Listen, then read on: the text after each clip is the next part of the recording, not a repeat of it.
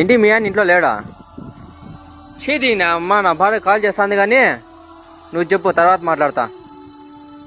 ఏంటి మీ ఆయన వచ్చేస్తున్నాడా? అది నువ్వే తర్వాత కాల్ చెయ్యి. అరే ఎవర్రా ఫోన్లో? ఎవరు? అరే నీకు పెళ్ళైంది కదరా? పెళ్ళి అయితే ఎవరు ఉండకూడదా? రేపు పరాయి ఆడదాని మోజులో పడి నీ ఇంటి మహాలక్ష్మిని నిర్లక్ష్యం చేయకురా. ఒకసారి తన బంగారం లాంటి మనసు విరిగింది అంటే నువ్వు తన ఎత్తు బంగారం పెట్టినా తన మనసు అతుక్కోదు. నువ్వు తిరిగి తన మనసులో స్థానం సంపాదించుకోలేవు.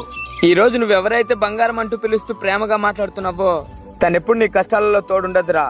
నీ కష్టాలలో అయినా, నీ నష్టాలలో అయినా, నీ బాధలో అయినా, నీ సంతోషంలో అయినా నీకు తోడుగా ఉండేది, వాటన్నిటిని పంచుకునేది కేవలం నీ భార్య మాత్రమే.